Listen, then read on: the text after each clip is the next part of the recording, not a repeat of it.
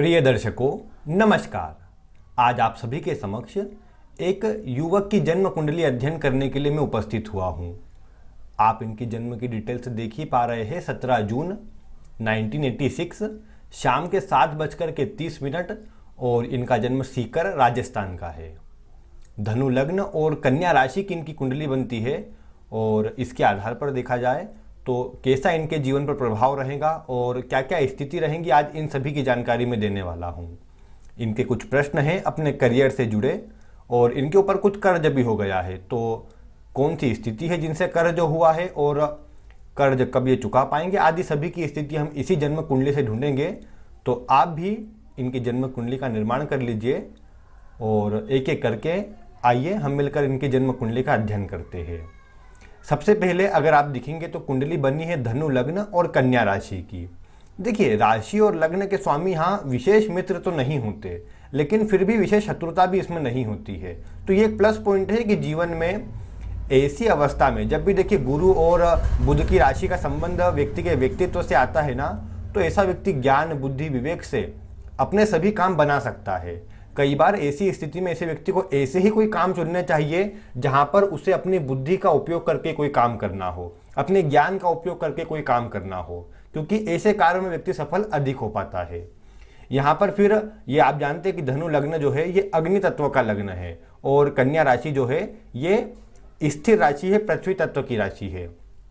ऐसी अवस्था में ये देखने को मिला कि ऐसे व्यक्ति के अंदर क्रोध, गुस्सा, जो जोश है वो लंबे समय तक बना रहता है और कहीं ना कहीं व्यक्ति ऊर्जावान होता है। मंगल का प्रभाव भी आप जानते हैं कि लग्न में बैठा हुआ मंगल व्यक्ति को धैर्यहीन बनाता है और जीवन काल में देखने को मिला कि व्यक्ति जल्दीबाजी में अपने काम कई बार बिगाड़ लेता है। हालांकि ये नहीं बोल सकते कि अपने स्वभाव को पूरी तरह परिवर्तित कर सकते हैं, लेकिन ये आवश्यकता जरूर है कि इस मंगल के कारण जो जल्दीबाजी में इनका नुकसान होता है उससे इनको बचना चाहिए और धैर्य रखकर जितना ये आगे बढ़ेंगे उतना अधिक जीवन काल में ये सफल भी हो पाएंगे और इनके काम भी सुचारू रूप से चल पाएंगे।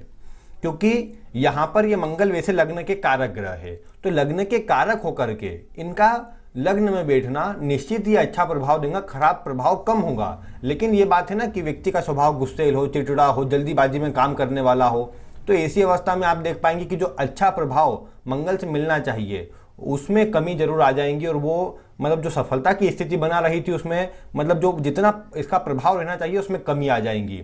यानी समझिए ये चाहते जल्दीबाजी में जिनका काम जल्दी हो जाए, इन्होंने प्रयास किया लेकिन कोई ना कोई ऐसी स्थिति बन जाएगी, कोई ना कोई ऐसा कार्य बन जाएगा जिसके कारण इनको जो लाभ होने वाला था उसमें कमी आ जाएंगी और साथ ही साथ ये भी देखने को मिलेगा कि उसके कारण व्यर्थ के विवाद हो, झगड़े हो, क्योंकि जल्दीबाजी के कारण ही इनके काम में थोड़ी सी विलंब की स्थिति और व्यवधान उत्पन्न हो पाएंगे।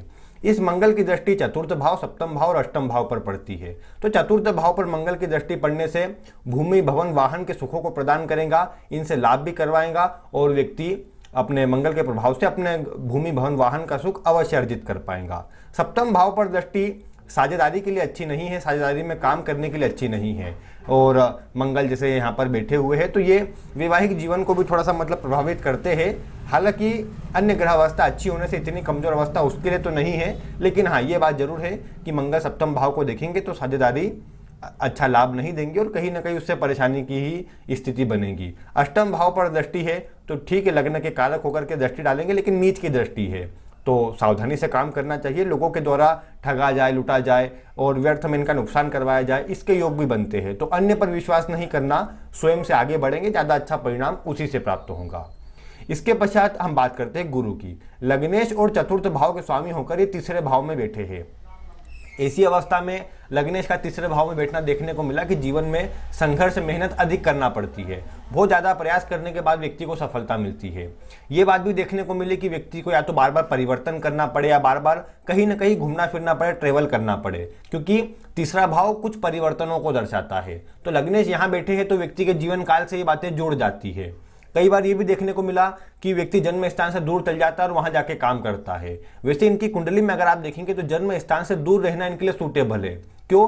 मंगल जो लग्न के कारक है उसकी एक राशि 12वें भाव में बनती है, तो ये लग्न में बैठने के कारण 12वें भाव से कनेक्शन बताते हैं कि व्यक्ति को जुड़ना चाहिए। लग्नेश तीसरे भाव में है, ये भी छोटी दूरी या थोड़ा सा कहीं बाहर चले जाना उसको बताते हैं। यहाँ द्वितीय भाव और तृतीय भाव दोनों के स्वामी शनि बनते हैं और वो 12वें भाव में ही बैठे हैं। यानी कुल मिलाकर के देखा जाए तो व्यक्ति के लिए जन्म स्थान नहीं बल्कि जन्म स्थान से दूर रहना अधिक सूटेबल रहेगा, अधिक अच्छा प्रभाव देगा। तो इसीलिए यहाँ इनके गुरु की स्थिति को देख करके यही कहा जा सकता है कि इनको अपने जीवन काल में जन्म स्थान से दूर जाना चाहिए। जन्म स्थान से दूर रहकर कोई भी काम करेंगे तो अधिक सफल होंगे और जीवन में स्थिरता पूर्वक कोई काम कर पाएंगे। तो उसी का यहाँ पर इनको ध्यान अवश्य रखना चाहिए। बाकी फिर ये गुरु लग्नेश है, तो लग्नेश तीसरे भाव में बैठे तो व्यक्ति को पराक्रमी ऊर्जावान बनाएंगे। और ये भी देखने को मिलेगा कि ये गुरु कहीं ना कहीं ये भाग्य भाव को देख रहे हैं तो भाग्य को बलवान करेंगे। सप्तम को देख रहे हैं तो वैवाहिक जीवन को अच्छा करेंगे। और साझेदारी में भी ये हो सकता है कि पार्टनर के कारण लाभ की थोड़ी कमी हो जाए मंगल की दृष्टि से, लेकिन फिर भी लाभ तो मतलब एक नुकसान नहीं होगा, कम से कम ये गुरु उसको बचाने का काम अवश्य करेंगे।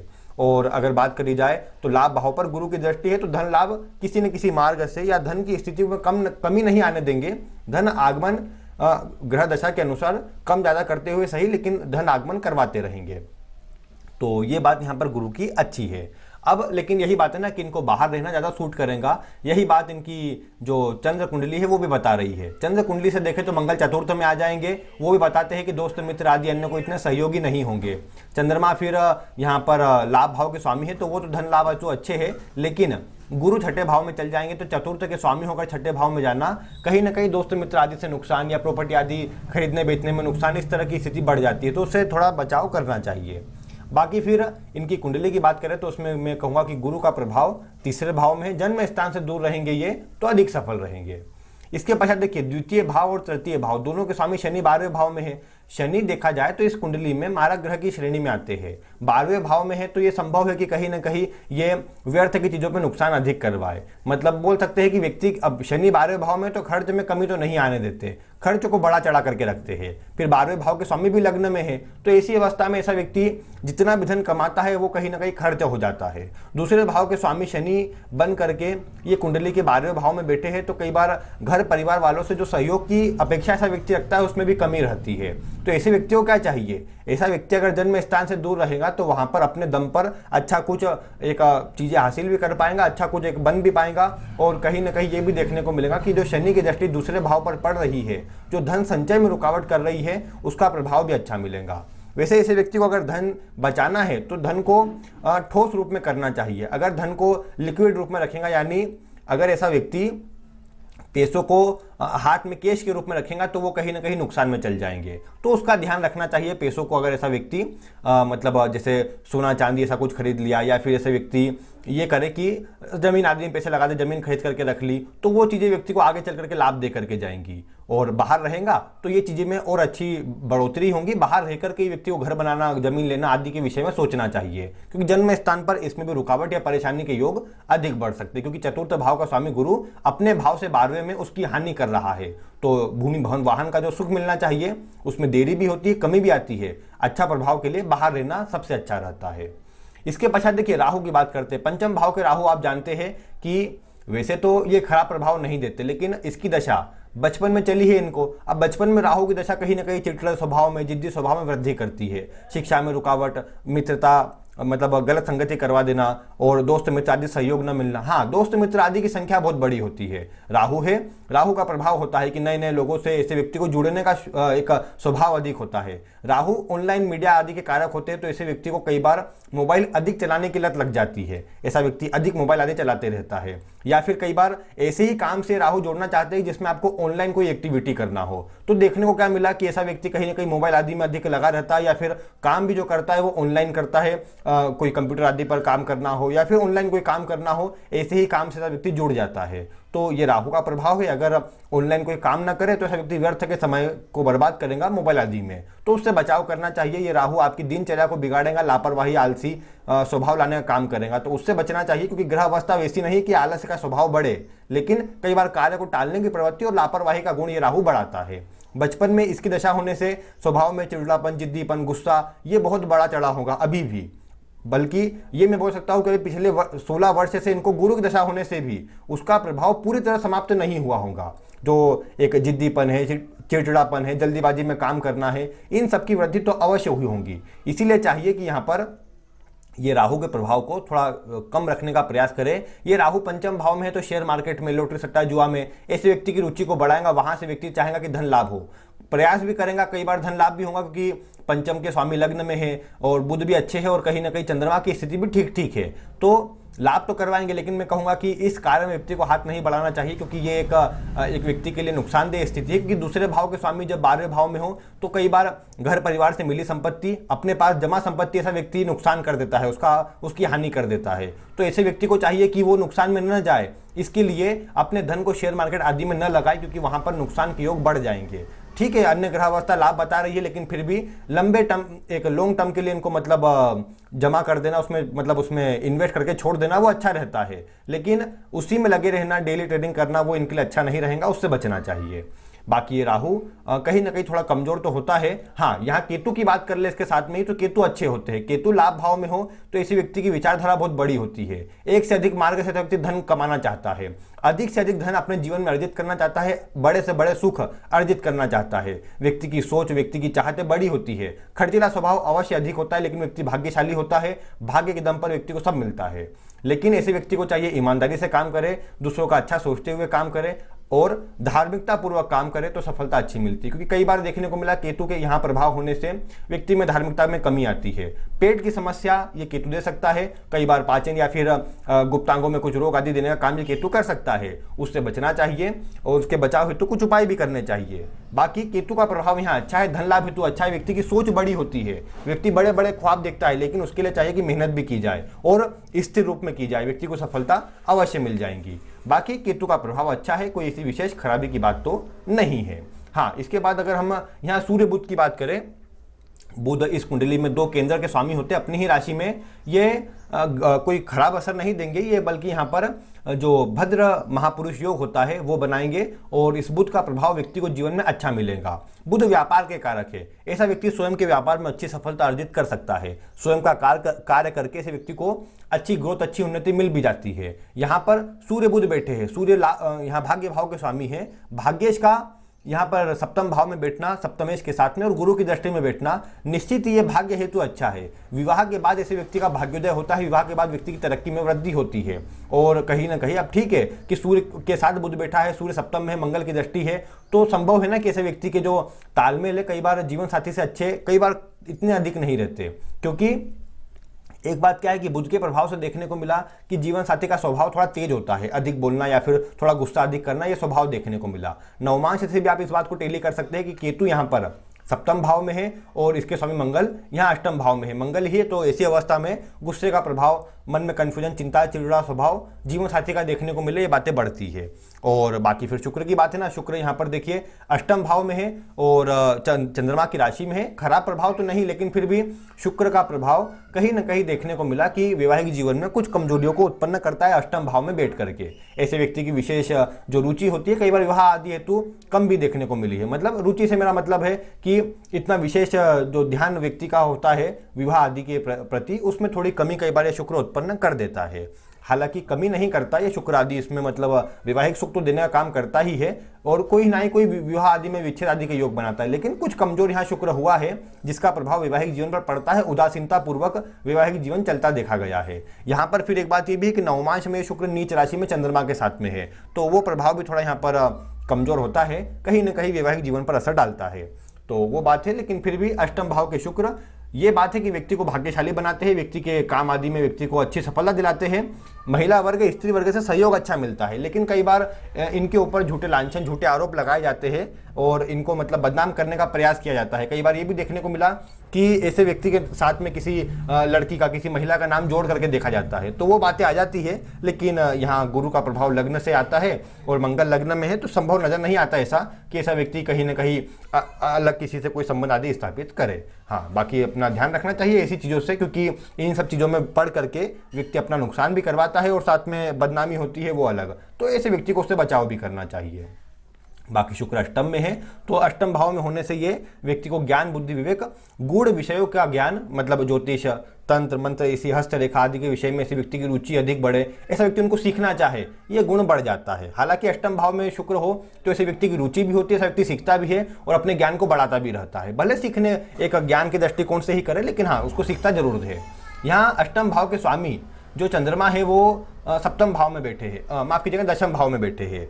अष्टमेश का दशम से संबंध व्यक्ति को कार्य क्षेत्र हेतु विशेष चिंता प्रदान करता है। और जब चंद्रमा दशम भाव में हो तो मैं बता चुका हूं कि मन में उलझन चिंता तो अधिक बनी ही रहती है, क्या करे क्या ना करे, बार बार काम बदलना, कार्य क्षेत्र में उतार चढ़ाव देखने को मिलना, ये सब बातें बढ़ जाती है। हालांकि बुध की राशि में, लेकिन बुध भी मतलब शत्रु वाला व्यवहार हो जाता है चंद्रमा का।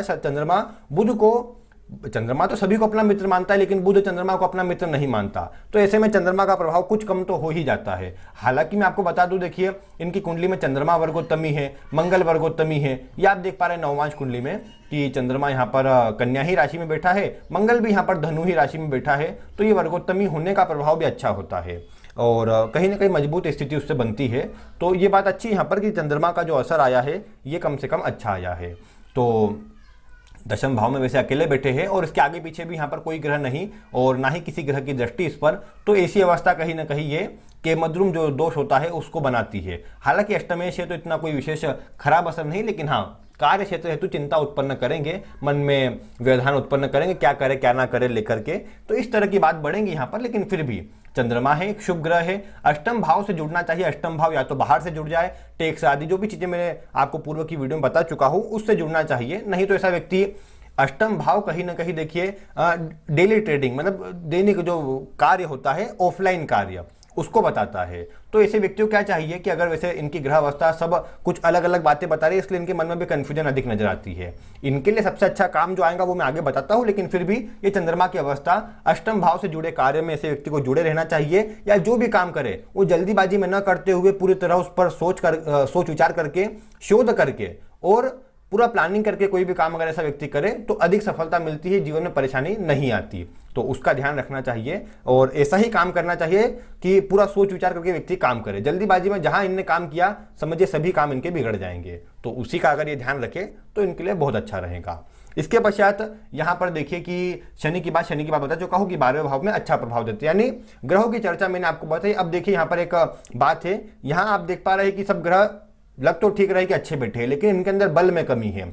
षडबल सभी का अच्छा है, लेकिन फिर भी लग्न को देखेंगे तो 4 डिग्री पर लग्न है और लग्नेश 28 डिग्री पर है। मैंने आपको बताया था कि लग्न और लग्नेश भले कम डिग्री के हो, लेकिन अगर दोनों की दोनों एक समान अंश के आसपास हो तो ये प्रभाव अच्छा देते हैं, या लग्न के आसपास अंश पर बैठे ग्रह अधिक प्रभाव देते हैं। अब देखिए यहाँ पर लग्न 4 डिग्री पर है और सूर्य 2 डिग्री पर है, राहु केतु भी 4 डिग्री पर है और शुक्र 8 डिग्री पर है, मतलब ग्रहों में जो बल होना चाहिए उसमें कमी। अब देखिए जो कुंडली के कारक ग्रह है, जैसे गुरु की बात करें, गुरु मैंने बताया आपको कि गुरु 28 डिग्री पर बैठे हैं, यानी ये कहीं ना कहीं विषम राशि पर होने के कारण मृत अवस्था के हो जाएंगे। ऐसी अवस्था में लग्न बालावस्था का और जो यहाँ पर गुरु है ये कहीं ना कहीं आपके मृत अवस्था के, तो दोनों का प्रभाव कमजोर होने से, लग्न लग्नेश कमजोर होने से कुंडली के राजयोग प्रभाव नहीं देते, अच्छा प्रभाव जो जीवन में मिलना चाहिए वो नहीं मिल पाता। साथ ही साथ यहाँ पर एक बात ये भी देखने को मिली कि जो संघर्ष है वो बढ़ जाता है। इसके उपरांत आप मंगल की बात कीजिए, मंगल लग्न में अच्छे दिख रहे कि चलिए लग्न के कारक है, 28 डिग्री पर ये बैठे हुए हैं, यानी मंगल का फल भी जितना मिलना चाहिए उसमें कमी है। हालांकि दूसरे भाव का फल दे रहे हैं ये चलित कुंडली में, तो वो बात अच्छी है, चलित में गुरु भी बदल रहे हैं, वो भी सब बात अच्छी है। लेकिन फिर भी क्या चाहिए कि यहाँ पर जो कुंडली में ग्रह प्रभाव दिख रहा है उसको थोड़ा बलवान किया जाए और मंगल को यहाँ पर मंगल गुरु को दोनों को बल दिया जाए। यहाँ सूर्य की बात करें, जैसे मैंने कहा कि भाग्य भाव के स्वामी है लेकिन 2 डिग्री पर है, उसका बल भी कमजोर है और यहाँ पर जो सूर्य है वो बाल अवस्था में बैठे हैं, तो कहीं ना कहीं मतलब ग्रहों में मजबूती कम है। सूर्य तो नवमांश में नीच राशि में भी है, हालांकि शनि के साथ है तो उसका प्रभाव तो थोड़ा ठीक मिल ही जाएगा, लेकिन फिर भी कहने की बात यह कि यहाँ पर कुंडली में जो बल है ग्रहों में उसमें कमी है। चंद्रमा 28 डिग्री पर है, शुक्र 8 डिग्री पर है और बुध 26 डिग्री पर है। शनि की बात करें, शनि 11 डिग्री पर है, यानी ग्रहों में जो बल होना चाहिए उसमें कमी है। अब ऐसा नहीं कि सभी ग्रहों को बलवान किया जाए, लेकिन कुंडली के कारक ग्रहों को बल देने से जीवन भी अच्छा होता है और चिंताओं से मुक्ति मिलती है। इनके कुछ प्रश्न है, पहले उस पर आते हैं फिर आगे उपाय की चर्चा करते हैं। सबसे पहले देखिए इनका जो प्रश्न है कि किस काम में इनको जाना चाहिए। वर्तमान में प्रॉपर्टी का काम कर रहे हैं, मैं आपको बता दूं तो ठीक है, यहाँ चतुर्थ भाव के स्वामी गुरु अपने से 12वें में है और मंगल की दृष्टि है, तो इतना बड़ा लाभ तो वहां से नजर नहीं आता, लेकिन फिर भी एक ठीक ठीक अवस्था में मंगल क्योंकि लग्न के कारक है तो एक ठीक ठीक अवस्था में वहां से लाभ करवाने का काम ये करते हैं। बाकी कोई विशेष मतलब ऐसा प्रभाव नहीं बोलेंगे कि बहुत ज्यादा ही कोई अच्छा हो गया, लेकिन मतलब ऐसी कोई खराबी की बात भी नहीं थी। अब इसके बाद अगर देखें तो सबसे अच्छा काम अगर इनकी कुंडली में देखा जाए, देखिए शुक्र का प्रभाव दूसरे भाव पर, मंगल लग्न में दूसरे भाव का फल दे रहे हैं, चंद्रमा दशम में लाभ भाव का फल दे रहे हैं। ये सब अवस्था क्या दर्शाती है कि ऐसे व्यक्ति को जीवन काल में मंगल, चंद्रमा और शुक्र तीनों के तीनों फूड से जुड़े हुए, फूड यानी खाने से जुड़े हुए हैं। ऐसा व्यक्ति खाने से जुड़ा कोई भी काम करे तो सफल अधिक हो पाएगा। अब इसमें एक और बात देखिए कि यहां पर अगर आप कुंडली को देखते हैं तो इनके जो दशम भाव में, मैंने आपको अष्टक वर्ग से बताया था, अष्टक वर्ग में दशम भाव में सर्वाधिक बिंदु मिले हैं, सर्वाधिक अंक मिले हैं 32 अंक।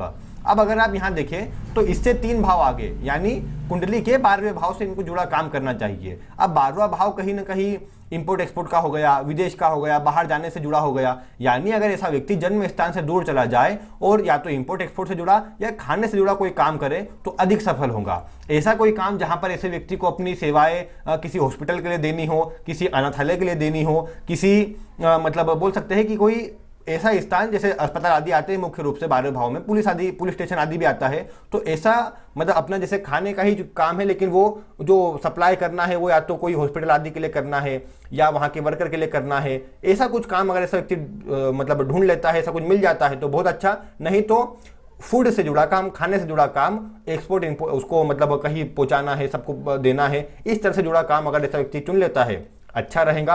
और विशेषकर मैं यहाँ चंद्रमा और मंगल शुक्र की स्थिति देख करके खाने की तरफ अधिक जाऊंगा। हालांकि मंगल शनि जो है ये व्यक्ति को प्रॉपर्टी में लाभ तो करवा रहे हैं लेकिन वो बहुत कम मात्रा में और इतनी अधिक मात्रा में नहीं आता। नहीं तो मंगल, राहु, ये शनि, ये सब क्या बता रहे हैं, टेक्निकल काम बता रहे हैं कि कोई टेक्नोलॉजी से जुड़ा काम करना चाहिए। अब स्वयं का काम तो उसमें इतना अच्छा नहीं आ पाएगा, इसीलिए खाने से जुड़ा काम शुक्र चंद्रमा नवमांश में भी दोनों साथ में बैठे हैं तो खाने से जुड़ा काम सफलता देगा। देखिए दूसरे भाव के स्वामी भी यहाँ पर बुध अच्छे बैठे लग्न में, तो नव और बुध और शुक्र का परिवर्तन है यानी व्यापार करना है, और वो भी विशेष रूप से किस चीज का, तो व्यक्ति को काम करना है खाने से जुड़ा। ये अगर कर लेता है तो अच्छा रहेगा।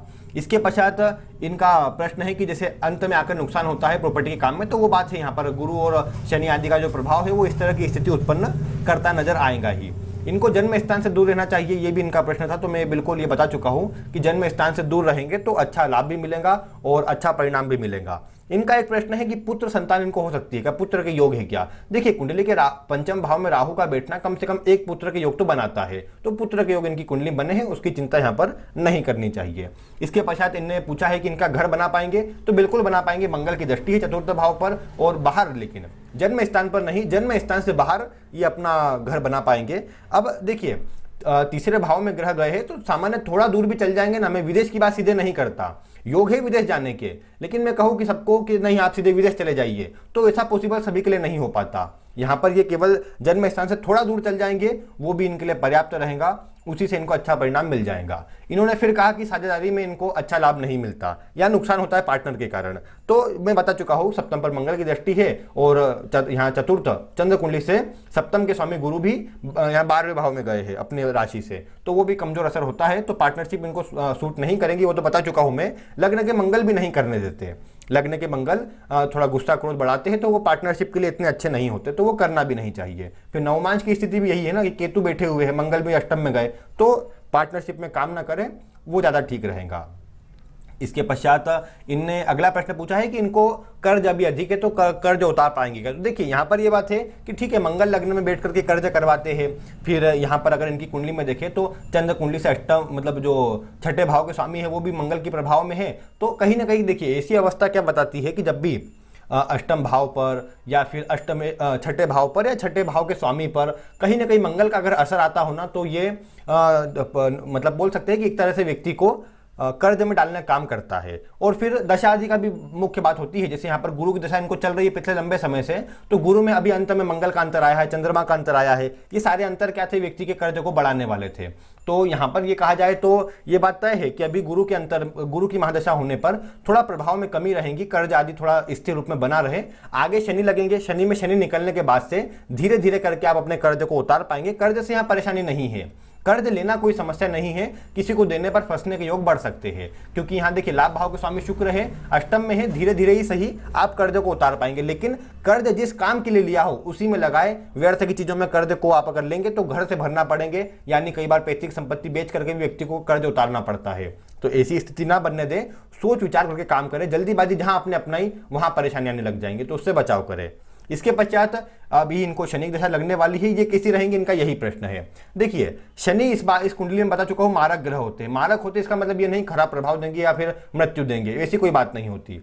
ये बात है कि शनि देखिए कुंडली के 12वें भाव में है, तो यानी आपको चाहिए कि 12वां भाव कनेक्टर रहे। 12वां भाव यानी आपको बाहर जाना है या बाहर से जुड़ना है, तो ये काम अगर आप कर लेंगे तो बहुत अच्छा रहेगा। शनि अपने ही नक्षत्र में है, बलवान है, नवमांश में, उच्च राशि में है, तो अच्छा प्रभाव देने में सक्षम है। 12वें भाव में शनि यूं भी खराब प्रभाव नहीं देते, कारक होते हैं। हाँ, छोटे मोटे विवाद करवाते हैं, उससे आपको बचना है। थोड़ा कार्य में विलंब भी करवाते हैं, लेकिन जल्दीबाजी तो ना करेंगे आप, तो बहुत अच्छा रहेगा, कोई परेशानी नहीं आएगी। बाकी शनि की ओवरऑल दशा की बात करेंगे तो दशा अच्छी रहेंगी, मतलब कोई काम रुकेगा नहीं, काम चलते रहेंगे। और धन संचय के लिए समय अच्छा है, प्रॉपर्टी आदि में अपने धन को लगाने के लिए, उससे लाभ करने के लिए समय अच्छा है, तो ये आप कोशिश करिए, ये आपके लिए बहुत अच्छा रहेगा। और यहाँ पर देखा जाए तो मंगल का प्रभाव दशमांश कुंडली के दशम भाव में आता है, तो वो बात भी है ना कि मंगल देखिए, मंगल प्रॉपर्टी को बताते हैं, लेकिन साथ ही साथ वो खाने को भी बताते हैं, फूड को भी बताते हैं। तो व्यक्ति उस क्षेत्र में जाए वो ज़्यादा अच्छा नजर आता है और उसमें सफलता भी अवश्य मिलेंगे, लेकिन जन्म स्थान से दूर रहकर। और प्रॉपर्टी का काम भी करे तो जन्म स्थान से दूर रहकर साथ में कर सकता है, दोनों काम कर सकता है, लेकिन बाहर रह करके सफलता उसमें अच्छी मिलेंगी और व्यक्ति स्थिरता पूर्वक सभी काम कर पाएगा। बाकी शनि की दशा अच्छी है। गुरु के कंपैरिजन में भी अगर देखा जाए तो गुरु भी ये बता रहे थे कि बाहर रहना है, बाहर नहीं जा पाए, इसलिए दशा में परेशानी रही होंगी। अभी तो गुरु में राहु है जो इतना अच्छा नहीं होता, बल्कि जीवन साथी से भी कई बार विवाद आदि को बढ़ाता है, तो उससे बचाव करना चाहिए। इस समय खर्च बढ़ सकते हैं स्वास्थ्य आदि पर भी, तो वो थोड़ा कमजोर है। आगे शनि में शनि लगेंगे, वो ठीक रहेंगे। देखिए शनि में शुक्र की दशा, शनि में बुध की दशा, इनको छोड़ दें तो बाकी दशाएं अच्छी रहेंगी और इतना कोई खराब असर अन्य दशा में नहीं मिलेगा। बस शुक्र, बुध और चंद्रमा, इन 3 दशाओं को छोड़ करके बाकी दशाओं में देखने को मिलेगा कि जो प्रभाव है कम से कम थोड़ा अच्छा रहेगा। और फिर थोड़ा ईमानदारी से अच्छे तरह काम करेंगे और ईश्वर की आराधना करते रहेंगे तो बहुत अच्छा परिणाम जीवन पर्यंत मिलता रहेगा। अभी इनको क्या चाहिए कि ये सबसे पहले अपने मंगल को मजबूत करें, जो इनके कुंडली के कारक ग्रह है। तो इनको कोशिश करना चाहिए कि ये प्रतिदिन हनुमान चालीसा का 3 पाठ अवश्य किया करें। साथ ही साथ गुरु को बलवान करने के लिए ये कोशिश करें कि मतलब वैसे रत्न पहना जा सकता है, लेकिन रत्न नहीं, प्रतिदिन किसी मंदिर जाया करें, गुरुवार का व्रत किया करें, अपने नहाने के पानी में हल्दी मिला करके नहाया करें। ये सब गुरु को बलवान करने के उपाय होंगे, जिससे इनको अच्छा प्रभाव अवश्य मिलेगा। सूर्य देखिए पीड़ित हो रहे हैं, पीड़ित किस प्रकार, शाम का जन्म है और साथ में नवमांश में सूर्य नीच राशि में है, तो ऐसी अवस्था में ऐसे व्यक्ति को चाहिए सूर्य को अर्घ्य दे, पिता का सम्मान करे, बड़े लोगों का सम्मान करे। और कई बार हो सकता है अन्य से सहयोग कम मिले, लेकिन फिर भी उसकी चिंता न करते हुए स्वयं से आगे बढ़े। साथ ही साथ आदित्य हृदय स्तोत्र का पाठ करें, मद्यपान, मांसाहार, इन सब से बचे, झूठ बोलने से बचे और तांबे के बर्तन में रखकर पानी पिए। ये सब काम करने से प्रभाव अच्छा मिलेगा और ये देखने को मिलेगा कि ऐसा व्यक्ति अपने जीवन काल में स्वयं के दम पर एक मतलब अच्छा मान सम्मान अर्जित कर लेगा, अच्छी सफलता अर्जित कर लेगा। खर्च थोड़ा बचाव करें, सोच विचार करके करें तो ज़्यादा अच्छा रहेगा। फिर यहाँ पर एक और करने योग्य जो काम है वो ये है कि चंद्रमा और शुक्र की जो स्थिति है उसको देख करके एक चांदी का कड़ा अवश्य से धारण कर लीजिए। इससे क्या होगा कि जो मंगल का असर है जल्दीबाजी में काम करने का, गुस्से का, वो भी कम होगा और जीवन में एक अच्छा प्रभाव प्राप्त होगा। तो चांदी का कड़ा अवश्य धारण कर लेना चाहिए पूर्णिमा के दिन सीधे हाथ में, वो इनके लिए अच्छा रहेगा। रत्न के रूप में सूर्य का रत्न पहनना चाहिए, यहाँ पर सूर्य का रत्न माणिक इनको पहनना चाहिए, वो ज़्यादा अच्छा रहेगा इनके लिए अन्य की अपेक्षा। तो वही धारण कीजिए, वही सबसे अच्छा रहेगा, क्योंकि नवमांश में सूर्य नीच राशि में है तो उसका बल बढ़ाने की आवश्यकता है। तो आप सूर्य का रत्न पहनिए, सूर्य की आराधना कीजिए, इसी से अच्छा प्रभाव मिल जाएगा। और हनुमान जी की पूजा आप करते होंगे मंगल के लग्न में होने से, वही कीजिए, वही अच्छा प्रभाव आपको प्रदान करेंगी। तो प्रिय दर्शकों, आज मैंने इस जातक की जन्म कुंडली का अध्ययन किया है। आप इनके विषय में क्या कहना चाहते हैं, आपका स्वागत है, आप कमेंट में बिल्कुल इनके बारे में जो बताना चाहे बता सकते हैं। वीडियो अगर आपको पसंद आई हो तो आप इसे लाइक करें, अन्य लोगों तक शेयर करें और ऐसी ही वीडियो देखने के लिए चैनल को सब्सक्राइब करें। आज की वीडियो में बस इतना ही। वीडियो देखने के लिए आपका बहुत बहुत धन्यवाद।